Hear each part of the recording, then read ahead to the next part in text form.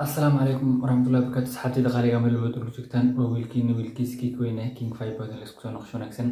dhammaan meel walba dunida dacalada ka joogtaan waxay ku tahay wanaagsan waxaan ka wadaa haddii habeen ku tahay habeen wanaagsan haddii maalin ku tahay maalin wanaagsan markii aad videogan daawanaysid maanta waxaan halkan u istaagay inaan la wadaago 5 qodob ee aad noloshaada wax u bedeli kartid. 5 qodob maxay tahay kulli ruux bini'aadanka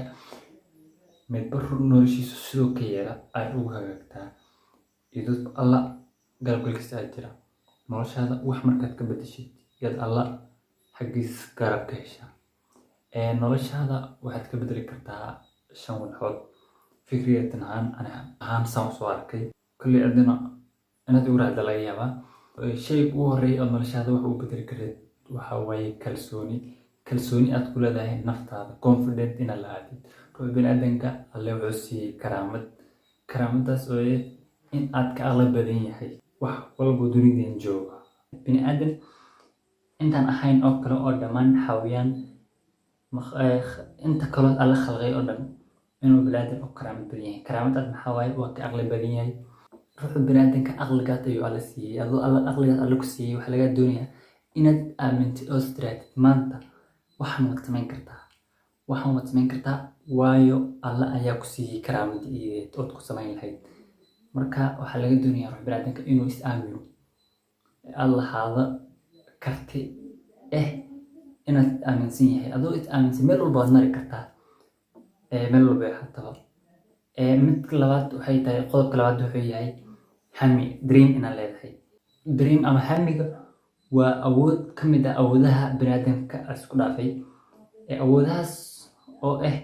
in aad lahaato hami dheer iyo hami dhow mar walba waxaad isweydiisaa saacad walba xilligan dambe si socod maxaad qabanaysaa bari maxaad qabanaysaa saacadan si socod maxaad qabanaysaa sanadkan dambe maxaad qabanaysaa hadduu alla ku gaarsiiyey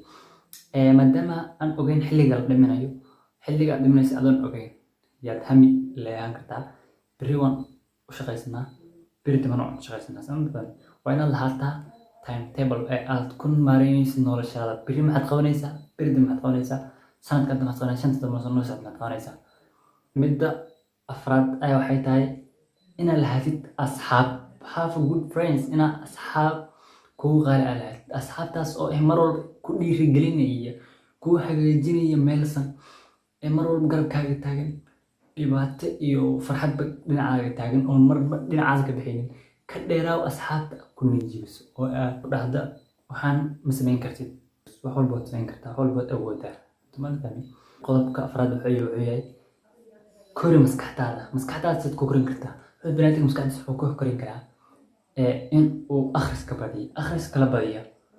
wuxuu ugu horreeya laga bilaaba akhriska waxa waaye kitaabka qur-aanka markaad akhrisid wax walba dunida yaalla kitaabka ay iskugu madaan kitaabka waa inaad akhrisid aad ogaatid wax walba say u jiraan isoo ay u kala socdaan kitaabka inaad akhrisid buugaagta inspirationka inaad akhrisid wax walba oo wax ka faa'iideysan inaad akhrisid inaad barid aad ku bixin kartaa maskaxdaada waa inaad lahaatid timetable aad ku akhrinaysid maalintii hal saac ugu yaraan hal saac inaad wax akhrisid saad ku korisid maskaxdaada diini ahaan